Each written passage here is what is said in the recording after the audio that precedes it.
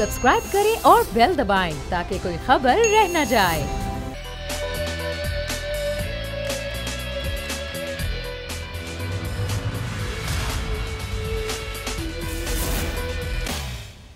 बिस्मिल्लाहिर्रहमानिर्रहीम, अस्सलाम वालेकुम। प्रोग्राम में मैं सुमैया रिजवान आपको वेलकम कहती हूँ। नाजरीन, तो आज वज़ीर आज़म इमरान खान ने एक बड़ा ऐलान किया है। ज़ाहिर है ये धांधली के इल्ज़ामात जो कि हर इलेक्शन में लगते हैं, वो अब इल्ज़ामात ना लगें, उसके लिए कहा गया है कि अब ये इलेक्ट्रॉनिक वोटिंग सिस्टम है, इसको लाया जाएगा और ना सिर्फ लाया जाएगा, इम्प्लीमेंट करवाया जाएगा।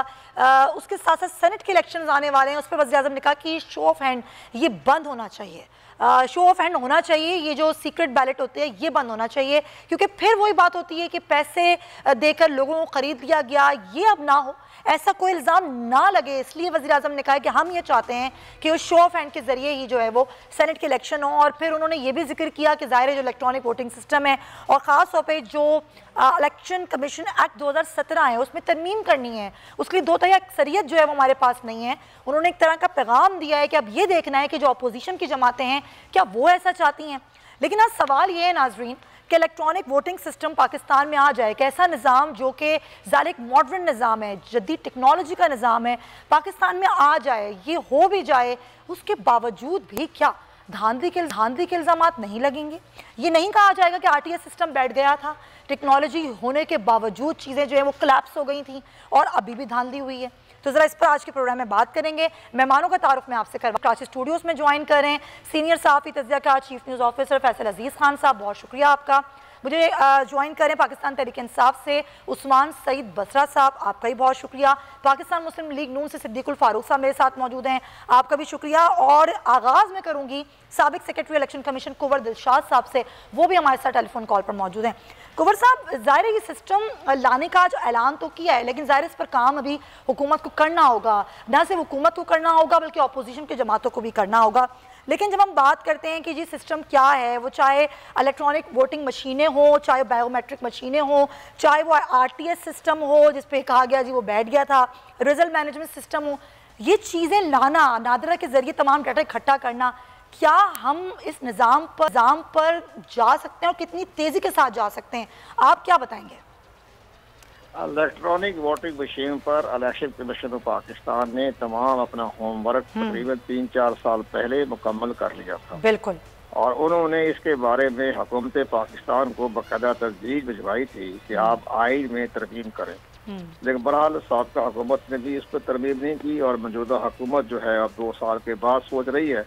इसके लिए सबसे बड़ी अहम बात यह है कि आइन के आर्टिकल 224 के साथ साथ आर्टिकल 218, 219 में तरमीम करनी पड़ेगी और इसके लिए 2/3 की अक्सरियत हासिल करनी जो है वो लाजमी है। बिल्कुल। लेकिन ये स्कीम बहुत शानदार है। अगर ये कामयाबी से अपने अमल दरामद हो जाता है, इलेक्ट्रॉनिक वोटिंग मशीन का नफाज शुरू हो जाता है, तो पाकिस्तान में जो आम तौर पर होता है कि इंतखाबात में कामयाबी न होने की सूरत में धांधली का इल्ज़ाम लगता है, तो धांधली का जो है मामला वो हमेशा के लिए ख़त्म हो जाएगा और शफाफ इंतखाब की तरफ ये बहुत बड़ा एक इनकलाबी कदम होगा।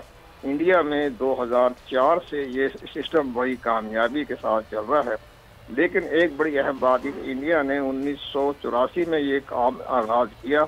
उस वक्त भी उन्होंने सुप्रीम कोर्ट ऑफ इंडिया ने कार्यालय के इंतखाबात को इस बना पर कलअदम करार दे दिया था कि चूँकि उन्होंने आइन में तरमीम नहीं की थी, तो इसलिए पाकिस्तान को भी सबसे पहले इसमें आइन में तरमीम करके उसको कानूनी। लेकिन कुंवर साहब, क्या इसके बावजूद भी धांधली के इल्जामात नहीं लगेंगे? वो जो आरटीएस सिस्टम बैठने की बात थी, सारे ये एक मशीन है ना, मशीन खराब हो सकती है, चीज़ें टेक्नोलॉजी कोलैप्स कर सकती है, तो आपको लगता है कि आप कह रहे हैं कि अब इसके बाद कुछ नहीं होगा, कोई धांधली का शोर नहीं मचा सकता, क्या वाकई ऐसा ही है? अब इंडिया में तो बड़ी कामयाबी चल रहा है और हमारे इलेक्शन कमीशन ने जो इस पर काम किया वो इंडिया से बेहतर किया हुआ है। अच्छा। इंडिया में जो बनती है इलेक्ट्रॉनिक वोटिंग मशीन, उसमें वो पेपरलेस है। आपने वोट का बटन दबाया, वोट कास्ट हो गया, आपको ही पता चल गया कहाँ वोट गया। लेकिन यहाँ पाकिस्तान इलेक्शन कमीशन ने जो मशीनें तैयार करवाई थी उसमें बाकायदा इसी तरह एक निकलेगा आपका पेपर, जैसे कि आपको एटीएम कार्ड में निकलता है। अच्छा। उस पर जहर है कि इसका मतलब ये हो वोट कास्ट हो गया, नाम नहीं अच्छा। पर लिखा होगा, वोट कास्ट हो गया, अब आपके पास रिकॉर्ड मौजूद हो गया। तो पाकिस्तान का सिस्टम बेहतर है इंडिया से। तो मेरा ख्याल है कि हर मामले में अब हमें कानून साजी भी करनी पड़ेगी और एक तरीकाकार भी इख्तियार करना पड़ेगा इसमें कोई नजर नहीं आएगा, ना ये RTS की तरह बैठेगा, ये बकायदा चलता रहेगा। एक मशीन खराब होगी दूसरी मशीन साथ लग जाएगी। बहरहाल ये सिस्टम अच्छा है, तमाम सियासी जमातों को इत्तेफाक राय से इस पर कानून साजी कर लेनी चाहिए। बहुत शुक्रिया आपको कुंवर दिलशाद साहब। फैसल साहब, ज़ाहिर है आप भी जानते हैं नवंबर के शुरू में एक फोरम मुनक्किद हुआ था जिसमें जो सरबरा थे इलेक्शन कमीशन ऑफ पाकिस्तान के, न सिर्फ वो सिविल सोसाइटी के नुमाइंदगान और जो मुल्क भर से जो जदीद टेक्नोलॉजी के माहिरीन थे उन्होंने शिरकत की थी। इस पर बात की गई थी, बताया गया था कि पाकिस्तान के पास वो सारी टेक्नोलॉजी है, सिर्फ इम्प्लीमेंट करने की बात है। वाकई आपको लगता है कि अभी हुकूमत जो है ये कह रही है और एक स्टेप आगे बढ़ रही है, अपोजिशन भी बढ़ेगी, तरमीम भी हो जाएगी और ये सब कुछ बहुत आसानी के साथ हो जाएगा और फिर आगे धांधली का शोर भी नहीं मचेगा? देखिए, दो तीन चीज़ें बहुत इंपॉर्टेंट है लोगों को समझने की। इमरान खान साहब ने आज कोई रॉकेट साइंस का कोई फार्मूला नहीं दिया और एक सिंपल सा फार्मूला दिया। अगर आप नहीं करेंगे इस तरह से तो आप पत्थर के ज़माने में रह रहे होंगे। आपको जाना पड़ेगा टेक्नोलॉजी के थ्रू आगे। आपको artificial intelligence, internet of things, इन चीज़ों को इस्तेमाल करने की ज़रूरत है। दुनिया इसको इस्तेमाल कर रही है। बहुत आसान चीज़ें हैं और बहुत सस्ती हो गई हैं और वक्त के साथ साथ और आसान और सस्ती और शफाफ होती चली जाएंगी। यहाँ सबसे बड़ा जो, पहले तो बताता हूँ कि ये जो हम जिस फार्मूले पे जा रहे हैं, पाकिस्तान ने पिछले 40 दिनों के अंदर जो अचीव किया है, जिससे डॉलर नीचे आया है, वो हुआ क्या है? स्टेट बैंक ऑफ पाकिस्तान ने नादरा के साथ मिलके, स्टेट बैंक ने FBR के साथ मिलके एक सिस्टम लॉन्च किया। रोशन अकाउंट्स ओवरसीज पाकिस्तानीज को दिए और उन्होंने अपना पैसा जो बाहर रखा हुआ था यूरोपियन अकाउंट्स के अंदर, यूरोपियन अमेरिकन अकाउंट्स के अंदर, कैनेडियन अकाउंट्स के अंदर और ममालिक के अंदर, वो उन्होंने उठा के पाकिस्तानी बैंक्स के अंदर रखना शुरू कर दिया और 48 घंटे के अंदर अकाउंट खुला। ट्रांसपेरेंसी थी, सबको क्रेडिबिलिटी थी, पैसा आ गया और डॉलर गिरना शुरू हुआ और आज 158 के ऊपर डॉलर आके खड़ा हो गया। पाकिस्तानी ने पैसे दे दिए। 350 मिलियन डॉलर पाकिस्तान में 40 दिन में आ गया। शफाफियत, नादरा, FBR, स्टेट बैंक ने ओनरशिप ली। अब इमरान खान जो कह रहे हैं कोई बहुत बड़ी बात नहीं कह रहे, लेकिन चूंकि कोई सियासतदान कहता नहीं है इसलिए जब कह रहे हैं पाकिस्तान ने बहुत बड़ा काम कर दिया। आज हम जो काम करने जा रहे हैं कि इलेक्शन के अंदर जब हम इलेक्ट्रॉनिक वोटिंग की तरफ जाएंगे तो ट्रांसपेरेंसी भी बहुत ज्यादा इन हो जाएगी, रिजल्ट फौरन अवेलेबल हो जाएंगे, चीजें बहुत ज्यादा शफाफ हो जाएंगी और इख्तलाफ राय का बहुत ज्यादा टेक्निकल साइड पर शायद कोई प्रॉब्लम आए, जाहिर पहले भी आए थे अब भी आएंगे, लेकिन पाकिस्तान आगे निकल जाएगा, बहुत तेजी से आगे निकल जाएगा। एक छोटी सी बात जो इसके अंदर हमेशा प्रॉब्लम करेगी वो रहेगी और 2-3 इलेक्शन तक वो हल नहीं होगा। इंडिया के अंदर भी बहुत सारी जगह पे हल नहीं हो रहा। इंडिया को तो खैर इस वक्त फरसुदा निजाम है जो पाकिस्तान की साइड पर जा रहा है, तो शायद एडवांस निजाम है जिसको ऑपरेट करेगा। वो ये है लोगों का लिटरेसी रेट, उनको समझ आना, किस तरह से वोट। हमारे यहाँ तो लोगों को जब कार्ड मिलता है ना, ATM कार्ड, जो भी अभी इमरान खान साहब ने पैसे दिए, उससे पहले बेनजीर भुट्टो इनकम सपोर्ट के जरिए, तो जो ATM कार्ड मिलता था तो वहां पर भी लोग खाली पैसे निकालने के उनसे 500 रुपए ले लिया करते थे। तो पॉइंट ये कि आम आदमी जो है हमारा देही इलाकों का, इंटीरियर सिंध का, साउथ पंजाब का, बलूचिस्तान का, उसको लिटरेट करने के लिए आपको बड़ी कैंपेन चलानी पड़ेगी। टेक्नोलॉजी तो आप लाएंगे लेकिन टेक्नोलॉजी का इस्तेमाल भी लोगों को सिखाना होगा। ये बहुत बड़ी आपने अच्छी बात की पॉइंट है। जरा सियासी भी जरा हम गुफ्तगू करें इस पर। सिद्दीक साहब, वो काम जो आपकी हुकूमत में नहीं हुआ, आज ये हुकूमत करने का ऐलान कर रही है, क्या अपोजिशन साथ देगी? डेफिनेटली वो दो तो अक्सरियत में तो नहीं है, तो आज आप लोग साथ देंगे ताकि 2023 में कोई और खड़ा होकर ये ना कहे कि ये इलेक्शन जो है वो धांधलीज़दा थे? बिस्मिल्लाहिर्रहमानिर्रहीम। सुमैया, बहुत शुक्रिया। देखिए, दुनिया भर में जहाँ इलेक्शन होते हैं वहाँ सिटिंग गवर्नमेंट ही इलेक्शन कराती है। आपको मालूम है इंडिया की, भारत की हम अभी मिसालें दे रहे हैं। भारत में वोटिंग होती थी, पोलिंग जो बॉक्सेस थे उठा के सेंट्रल पूल में जाते थे, 7-8 दिन के बाद गिनती शुरू होती थी, 15 दिन के बाद रिजल्ट आता था, सब कहते थे ये दुरुस्त है, कोई नहीं कहता था धांधली हुई है। यहाँ आपने क्या किया, उसी दिन एक तो केयर टेकर गवर्नमेंट आई, एक उसी दिन जनाब रिजल्ट देने शुरू हो गए, मैनेज किया। अभी आपने BRT सिस्टम जो RTS सिस्टम है उसकी बात की है जी। असल बात यह है कि ईमानदारी करनी है या नहीं करनी। अगर ईमानदारी नहीं करनी, बेईमानी करनी है, जिस तरह के पाकिस्तान के इंतखाबात में अभी गिलगित बल्तिस्तान में हुआ, 2018 में हुआ, फिर आप जो मर्जी करें, सिस्टम बैठ जाएगा, इलेक्ट्रिक सिस्टम चला जाएगा, कंप्यूटर ख़राब हो जाएंगे, क्योंकि नीयत जो बुरी है। जहाँ नीयत बुरी नहीं है वहाँ इलेक्शन होते हैं और सिटिंग गवर्नमेंट कराती हैं। किसकी नीयत बुरी? इसलिए मैं अर्ज करूँगा कि जी, जिसकी भी नीयत बुरी होगी, जो मैनेज करेगा इलेक्शन, केयर टेकर गवर्नमेंट आएगी, फिर वो क्या करेगी, फिर एडमिनिस्ट्रेशन को काबू में आप लोग की तो नियत ठीक है ना, आपकी नियत क्या है, कर लिए जाएंगे, आप लोग करेंगे, साथ देंगे। फिर सुन ले, बस 2 जुमले और सुन ले। हाँ जी। फिर आप पोलिंग बूथ में बंदे खड़े कर देंगे, फिर वहां से पोलिंग एजेंट्स को निकाल के बाहर फेंक देंगे, फिर जाली जो है इस्लाह हो जाएंगे तो भेज देंगे। मेन फोर्स की जरूरत नहीं होगी ना, लोगों की इतनी जरूरत नहीं होगी ना, मैं तो ये बात कर रही हूँ। वो फिर कोई जिन भूत और आ जाएगा। अच्छा, खलाई मखलूक आ जाएगी, करेगा। असल बात यह है कि क्या हम खुदा से डरते हैं? अच्छा। क्या हम अपने जमीर को जवाबदेह हैं? अच्छा। क्या हम ईमानदारी करना अच्छा, आप चाहते हैं? साथ देंगे या नहीं देंगे? तो बेईमानी के लिए 100 रास्ते। अच्छा, आइन में तरमीम के लिए साथ देंगे या नहीं देंगे? देखिए जी, मुझसे अगर इमरान खान ने बात करनी है तो मुझसे बात करें, मैं उनको जवाब देता हूं। और अगर बात हमारी पार्टियों के रहनुमाओं और पीडीएम से बात करनी है तो फिर उनसे बात करें। चलें, ये बात करने की बात असल है। बसरा साहब, क्या बात करने की गुंजाइश छोड़ी है हुकूमत ने? जिस तरीके से हुकूमत जिस लहजे के साथ अब तक अपोजिशन से बात करती रही है, आज ये बहुत बड़ा इकदाम है जो हुकूमत को उठाना है। इसके लिए वाकई आप लोग इस पोजीशन में कि हुकूमत से इस लहजे में अब बात हो सकेगी? बिस्मिल्लाहिर्रहमानिर्रहीम। बहुत शुक्रिया सुमैया आपका। आज आपने बड़ा ज़बरदस्त जो प्राइम मिनिस्टर ने ऐलान किया है, देखिए आप इसको बिल्कुल जहन में रखें कि जो नए पाकिस्तान की तश्कील है वो वोटिंग सिस्टम हो, पाकिस्तान का इलेक्टोरल सिस्टम हो, पाकिस्तान का डेमोक्रेटिक सिस्टम हो, पाकिस्तान का कोई भी निज़ाम हो, कोई भी निज़ाम हो, उसमें बेहतरी इंशाअल्लाह ताला आपके वज़ीर आज़म, पाकिस्तान के वज़ीर आज़म इमरान खान ही लेके आएंगे, क्योंकि उस आदमी की इन 2.5 सालों में प्रूव हुआ है कि नीयत अच्छी है। अच्छा। और मुझे हंसी मेरी निकल गई कि जब ईमानदारी और इसके ऊपर बात फरमाते हैं सदीक अल फारूक साहब, मतलब कि कहते हैं कि नीयत किसकी अच्छी है। देखिए आज पाकिस्तान के अंदर इलेक्ट्रॉनिक सिस्टम के ऊपर आपके निज़ाम जो आपका इलेक्शनरिंग सिस्टम है, इसके ऊपर तमाम पार्टियां शोर करती हैं और शोर करती हैं जहां जहां से इलेक्शन हारती हैं, जहां जहां से जीतती हैं वहां पे कुंज कुंज के बयान देने, और जहां से हारते हैं वहां पे शोर करना शुरू कर देते हैं। इसका हल क्या है? इसका हल है न्यूट्रल एम्पायर के साथ जो मेरे वजीर आज़म, आपके वजीर आज़म ने आज बात की है।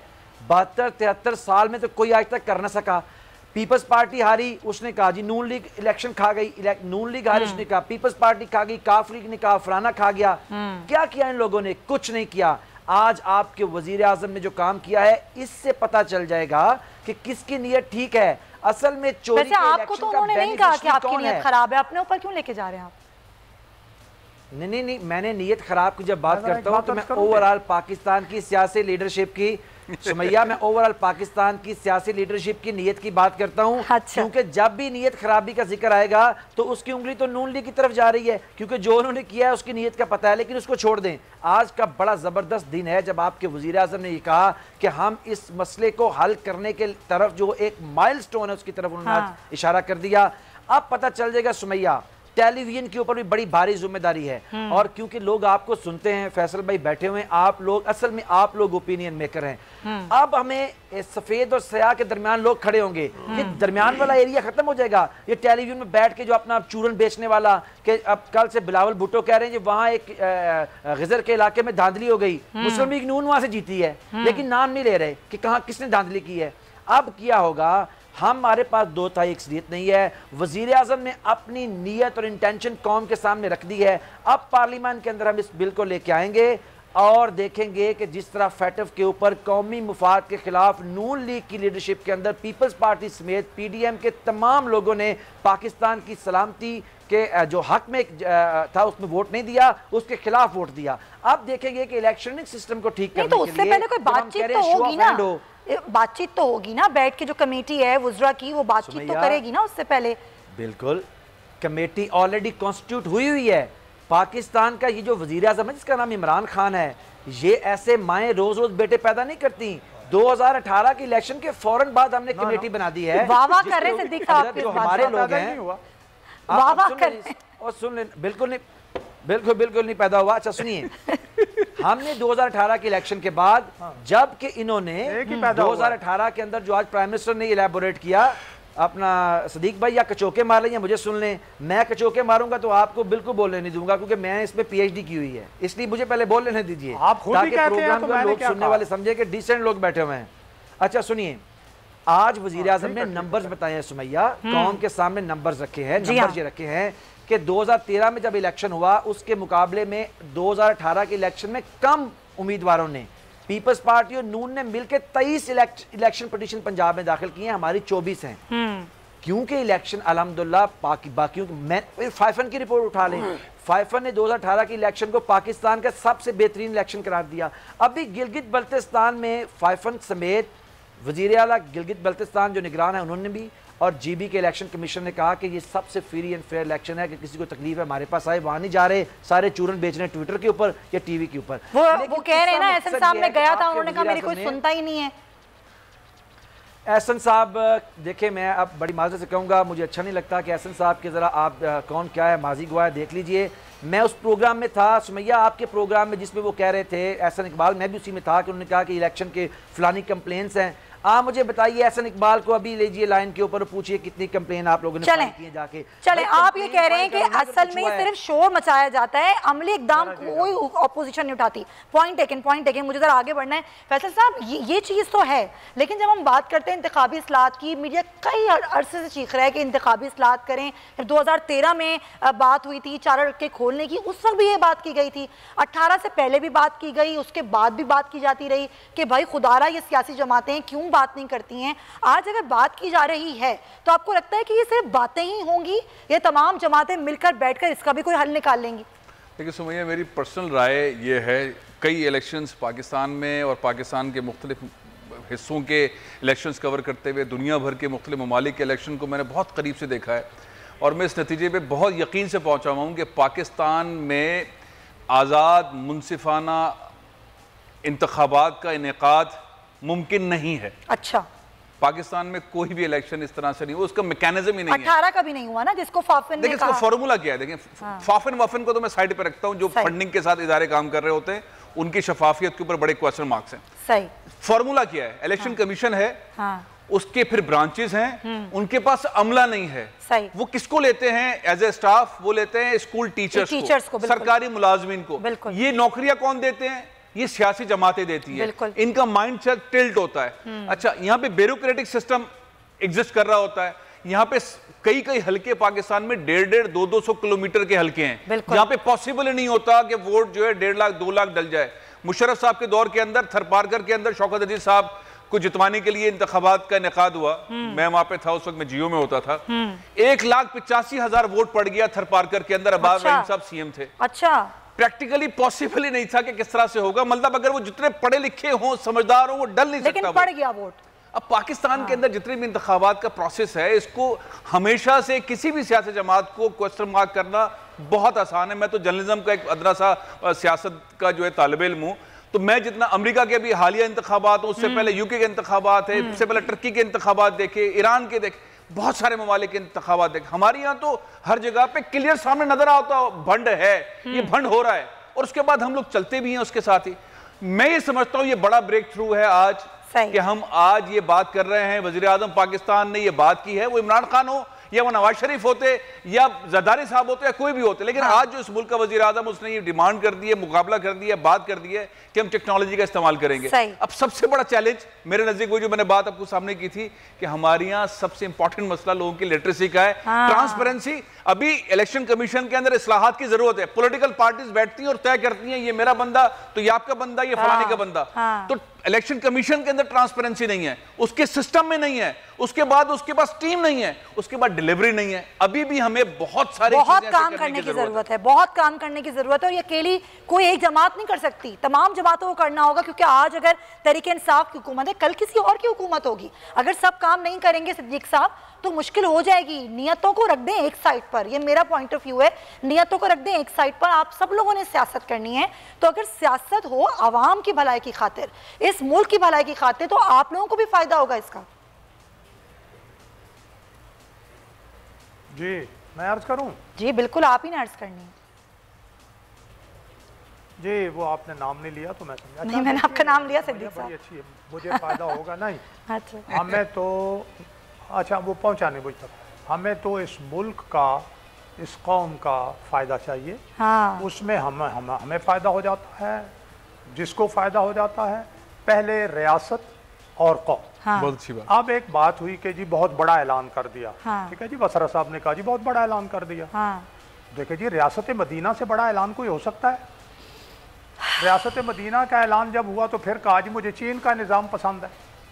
अच्छा जी, रियासत मदीना और चीन के निज़ाम में क्या आपस में जनाब अली मुमासलत है? फिर कहा जी मुझे ईरान का निज़ाम बड़ा पसंद है। तो भाई एक कंफ्यूज्ड आदमी है, उसे कुछ अता पता है नहीं। आज उन्होंने कहा चले अब मैं ये भी ऐलान कर दूं।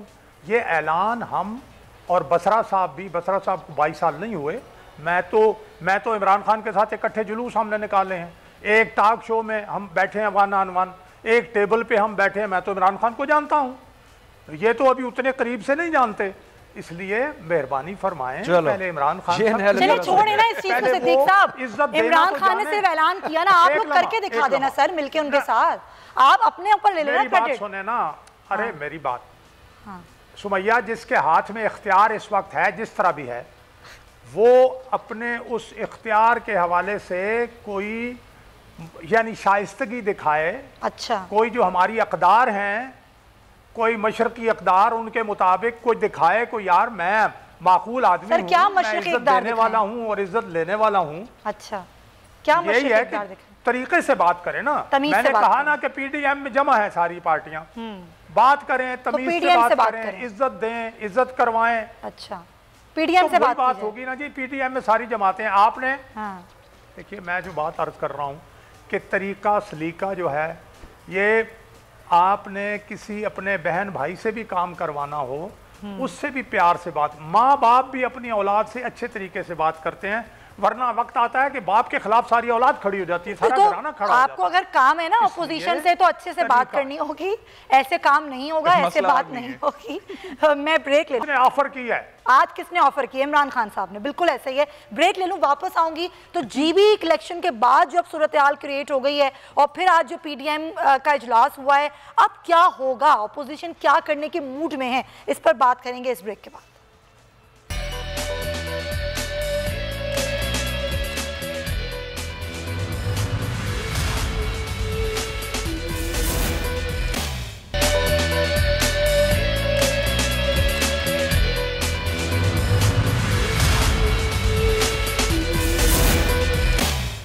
वेलकम बैक नाज़रीन। खबर ये है कि जो आज पीडीएम का इजलास हुआ उसमें कुछ जो गौर किया गया है वो चार्टर ऑफ पाकिस्तान पे गौर किया गया है। अब ये है क्या, उसके कुछ नुकात हैं, वो सीधा पढ़ के मैं आपको सुना देती हूँ, फिर ज़रा बात करते हैं। जिसमें आइन की बालादस्ती, शफाफ इंतखाबात, पार्लियामेंट की खुद मुख्तारी को यकीनी बनाना जिस पर कोई समझौता नहीं होगा, 18वीं तरमीम का तहफ़्फ़ुज़ हर सूरत यकीनी बनाया जाएगा, मुल्क की मईशत की बहाली के लिए लाहे अमल तैयार होगा, आज़ाद मीडिया और आज़ादी इजहार का दिफा किया जाएगा, महंगाई और गुर्बत और बेरोज़गारी का जो खात्मा है वो भी इसकी तरजीह है। तो ये सूरत हाल है और ये पीडीएम जमातें जो हैं वो अब एक तरफ ज़ाहिर तमाम जलसे भी करने जा रही हैं, ये चार्टर ऑफ पाकिस्तान के भी चीज़ें सामने आ गई हैं, लेकिन मुल्क में कोरोना बहुत तेज़ी के साथ फैल रहा है। कोरोना की जिस तरह से केसेस रोज़ाना की बुनियाद पर सामने आ रहे हैं, अमवात इस तरीके से हो रही हैं, इसकी बुनियाद पर जो कल वज़ीर आज़म ने बात की तो उन्होंने कहा था कि जलसे जुलूस नहीं होने चाहिए, इज्तिमात पर पाबंदी होनी चाहिए। तो आज की खबर यह कि मासेरा में जो जलसा था वो अब नहीं होगा, उस पर पाबंदी आयद कर दी गई है। और जो आज़ाद कश्मीर की सूरत हाल है वहाँ पर मुकम्मल लॉकडाउन 15 दिन की लगने जा रहा है। ऐसी सूरत हाल में मैं ज़रा सिद्दीक साहब से बात कर लूँ, आपकी परमिशन से। बसर साहब वैसे तो आपकी टर्न थी। सिद्दीक साहब, ऐसी सूरत हाल में जब पूरे मुल्क में कोरोना इतना ज़्यादा फैल रहा है, क्या ये आप लोगों की अपनी जिम्मेदारी नहीं बनती वैसे सियासतदान कि सबका ख्याल करें, सबकी सेहत का ख्याल करते हुए फ़िलहाल ये जलसे जुलूस मौखर कर दिए जाएँ, सूरत हाल बेहतर हो, फिर दोबारा से ये देखा जाए कि क्या करना है? देखिए, दो बातें हैं। एक तो जिस तरह अब पूरे मुल्क में नॉर्मल लाइफ चल रही है और उसमें SOPs की पाबंदी जो है कि आप मास्क लगाएं, सैनिटाइज़र और वग़ैरह, तो इसकी पाबंदी आप करें, ये तो ठीक है। अगर पीडीएम ये समझता है कि इन पाबंदियों के साथ जलसा हो सकता है, होना चाहिए, तो ठीक है। वैसे जो सूरत हाल इस वक्त ज़्यादा बिगड़ रही है, मेरा ये ख्याल है कि पीडीएम हो सकता है इस पर गौर करे। अच्छा। और कुछ दिनों के लिए जलसे मुलतवी कर, जबरदस्त, लेकिन फैसला मैंने नहीं करना। बिल्कुल ऐसे फैसला मैंने नहीं करना, ठीक है। वो देख के करेंगे कि क्या ये मुमकिन है। ये तो परसों तक तो अपना PTI वाले तो जलसे करते रहे। अच्छा। अब वो भी कहें हम भी जलसे करेंगे, अब वो उन्होंने इस सूरत हाल के को सामने रखते हुए अगर जलसे अपने मुलतवी किए हैं, हाँ हाँ। तो हमें भी इस मुल्क और कौम से बिल्कुल प्यार है। बड़ी अच्छी बात अगर हम की। महसूस करते हैं हाँ। कि इससे नुकसान होगा तो हाँ, ठीक बिल्कुल है, सही। देखेंगे, इस पे कंसिडर करेंगे। बिल्कुल सही है, बड़ी आपने अच्छी बात की है बसरा साहब। ये तो चले अच्छी चीज़ है, अगर चले सिद्दीक साहब कह रहे हैं ना, हिस्सा हैं वो, अभी तर्जुमान है मुस्लिम लीग नून के, अगर वो इस तरह की बात सोच रहे हैं तो चले अपोजिशन सोच लेगी इस चीज़ पर। लेकिन जलसे होना, ये इस तरह का एहतजाज होना, क्या हुकूमत कहीं ना कहीं परेशान है कि अगर इनसे बात नहीं की गई, इनको किसी भी तरह से मुज़ाकरात की तरफ ना लाया गया तो हमारे लिए मुश्किल खड़ी हो सकती है? अच्छा सुमैया, एक तो मैं अप्रिशिएट करता हूँ कि असल में जो विजडम शुड प्रिवेल, जो अक्ल है उसका ही तांता ऊपर आना चाहिए, उसी का ही डंका बजना चाहिए, सिर्फ ज़िद में नहीं आना चाहिए। तो ये मैं इसको अप्रिशिएट करता हूँ। इसी तरह यही खूबसूरती है, इसी तरह से मोहम्मद को आगे चलना चाहिए। अब एक चीज़ मैं, प्राइम मिनिस्टर भी इसको क्लियर कर चुके हैं, मैं भी आपको इसमें क्लियर कर दूँ जी। ये जो भी आप इन्होंने कहा था ना अपना सदीक भाई ने, कि जी बाप भी जो होता है वो अपनी औलाद से बात करता है। बाप यानी कि मुल्क का वज़ीर आज़म बिल्कुल तैयार है बात करने के लिए। अच्छा। लेकिन अपने नाखलफ बच्चों की चोरी पे बात नहीं होगी, नंबर 1, और NRO पे बात नहीं होगी। ये दो चीज़ों के अलावा हम हर चीज़ पे बात करने को तैयार हैं। इलेक्शन पे आपने बात अभी की नहीं पूरी और हम उसको और बसरा साहब, लहजा भी ये वाला नहीं होगा, मुंह पे हाथ फेरने वाला।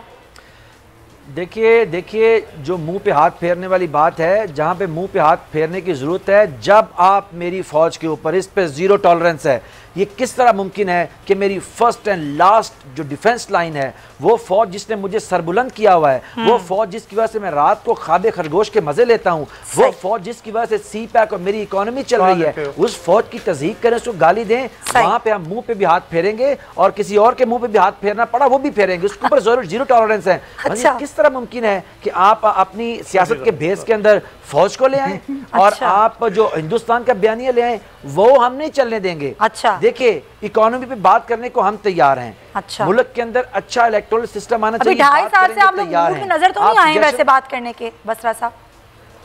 देखिए मैंने आपको वही बात की। अगर आप सुमैया जरा कौमी असम्बली का रिकॉर्ड उठा के देख लें, कौमी असम्बली के रिकॉर्ड की कार्रवाई में अगर बिल फर्ज, मैं मिसाल दे रहा हूँ, 100 मिनट की कार्रवाई हुई है, उसमें 95% टाइम अपोजिशन ने NRO, 95% टाइम प्रोडक्शन ऑर्डर पे लिया है।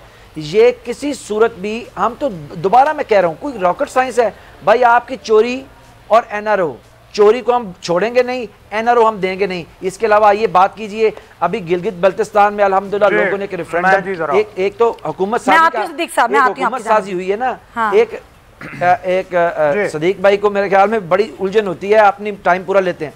देखिए गिलगित बल्तिस्तान में 2 काम हुए हैं सुमैया, ये लोगों को बताने। एक तो हुकूमत साजी हुई है वहां पे वोट की ताकत से, एक रेफरेंडम हुआ है। रेफरेंडम हुआ है कि पाकिस्तान के लोग अपने वजीर आजम की पॉलिसीज की तईद करते हैं कि नहीं। सर ये तो होता ही है ना, ये छोड़ दें अभी कि लोग वहाँ का लिटरेसी रेट बहुत हाई है, उनको पता है मरकज में हुकूमत को ही वोट देना है। सर ऐसा नहीं होता।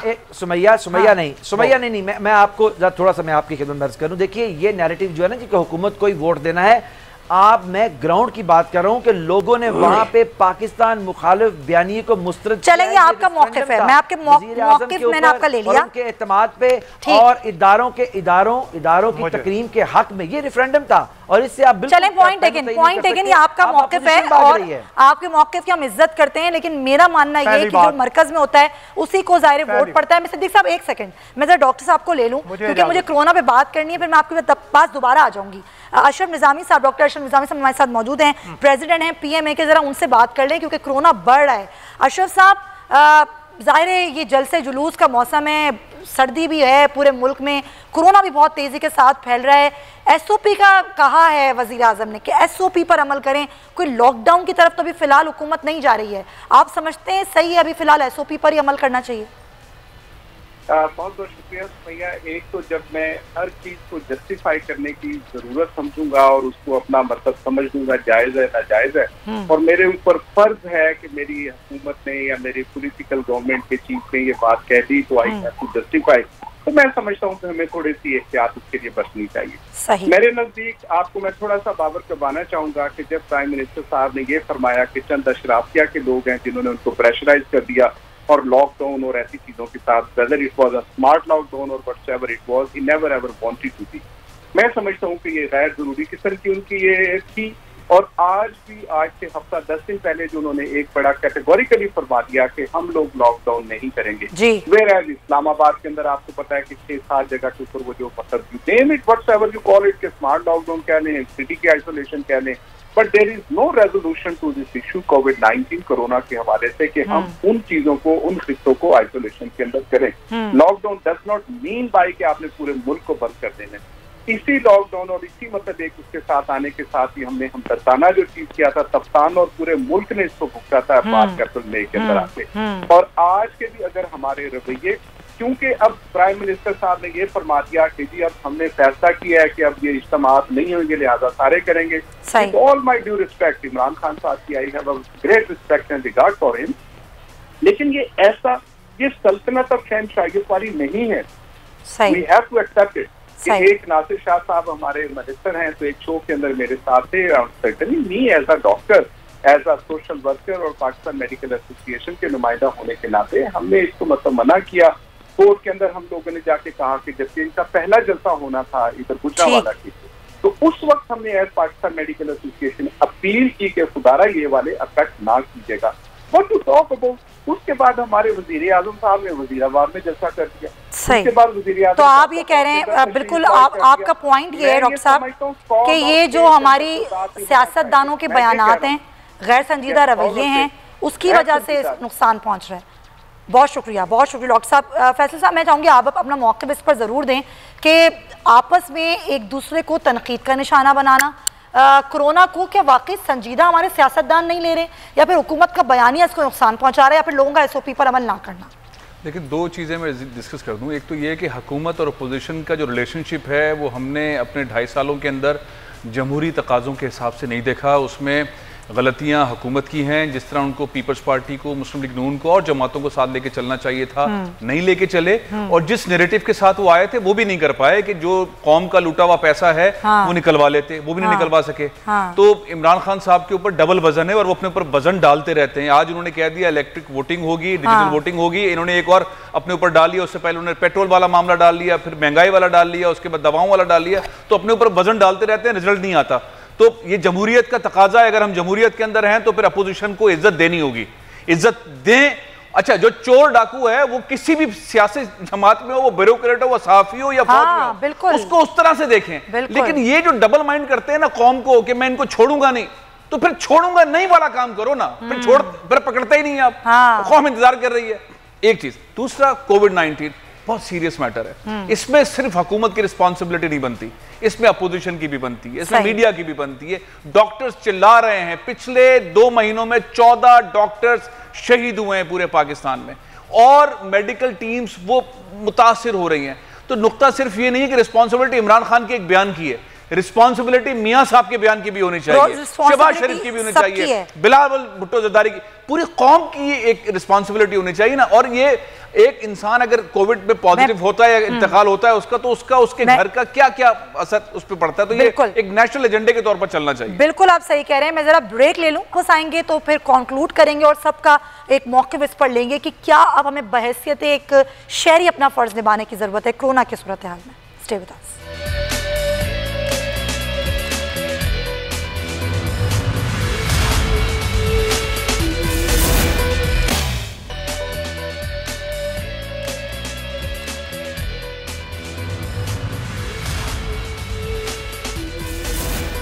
Welcome back. जी सिद्दीक साहब, अब आप जवाब देना चाह रहे थे, वो भी आप जवाब दें। और ये जो हम सब का फ़र्ज़ है, जो फैसल साहब ने बात की है, वो बड़ी इंपॉर्टेंट है कि चाहे वो इमरान खान साहब बोलें, चाहे वो नवाज शरीफ साहब बोलें, चाहे वो बिलावल भुट्टो जरदारी बोले, कोई भी बोले, लेकिन सबको कोरोना की सूरत हाल पर आवाम को एजुकेट करने की ज़रूरत है। तो मैंने इसीलिए अर्ज़ किया कि हमने एजुकेट करने की कोशिश भी की, हमने साथ भी दिया। ये तकरीर करके इमरान खान साहब भी भाग गए ना, अपनी तकरीर करके भाग गए। ये अभी डॉक्टर साहब ने बताया कि जी ये कोरोना लॉकडाउन जो है ये अशराफिया ने कराया। कोरोना क्या है, ये एक फ्लू जैसी चीज है, कोई भी नहीं, जुकाम है, ये किसने कहा? अच्छा, अब आप इस बात पे आ जाइए कि सी पैक की बात की है मेरे दोस्त PTI के तर्जुमान ने। वो सी पैक हमने शुरू किया, 24 बिलियन डॉलर के प्रोजेक्ट मुकम्मल किए, आपने आते ही उसको फ्रीज कर दिया। किसने किया? किसने बयानात दिए? अब तक वो दोबारा अपनी उस स्पीड पर नहीं आया सी पैक, लेकिन सी पैक का क्रेडिट शुरू करने वाले इधर बैठे हैं और क्रेडिट ये लेने की कोशिश करते हैं। एक और बात, वो जी चोरी को नहीं छोड़ेंगे, चोरों को। चीनी चोर आप हैं, आटा चोर आप हैं।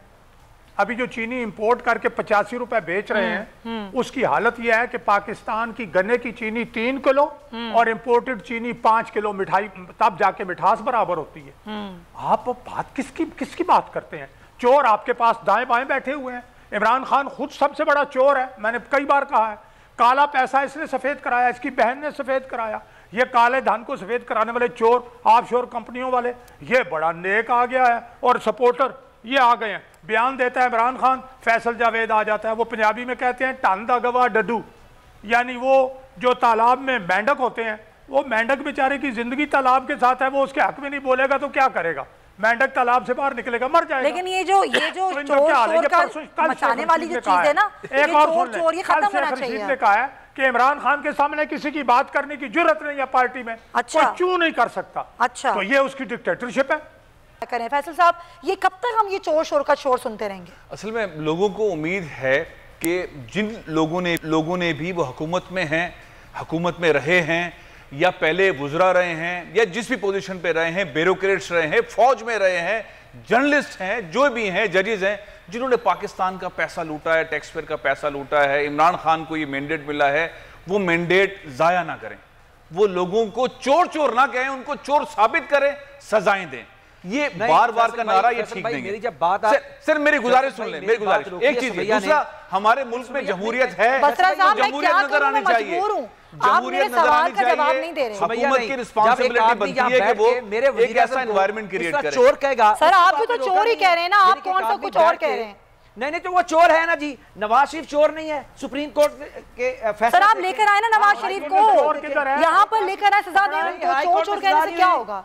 वफाकी गवर्नमेंट ने उसको बाहर जाने दिया चोर को, अब आप उसको चोर कह रहे हैं। हाई कोर्ट उसने चोरी की है। एक आदमी सजा याफ्ता है, सजा याफ्ता है तो लेकर आए ना, क्यों जाने दिया? आपने नहीं जाने देना था। बिल्कुल वज़ीर आज़म के मतलब इस तरह की बात की जाए। आप देखिए ये अदालतों से सजा याफ्ता आदमी है, ये सजा याफ्ता आदमी, सजा याफ्ता आदमी है तो उनको लेकर आए ना। मैं तो यही कह रही हूँ। रहिए, मैं प्रोग्राम को क्लोज कर रही हूँ अफसोस के साथ के जवाब हमें नहीं मिल पाता। जब हम जवाब मांगते हैं तो ये चोर चोर की सदाएं जरूर बुलंद होती हैं। अमली तौर पर कुछ करने की जरूरत है। अवाम अब मजीद बेवकूफ़ नहीं बनेगी। आप सब हजरात का बहुत शुक्रिया। इंशाल्लाह आप लोगों से कल मुलाकात होगी। अपना बहुत ख्याल रखिएगा। अल्लाह हाफ़िज़।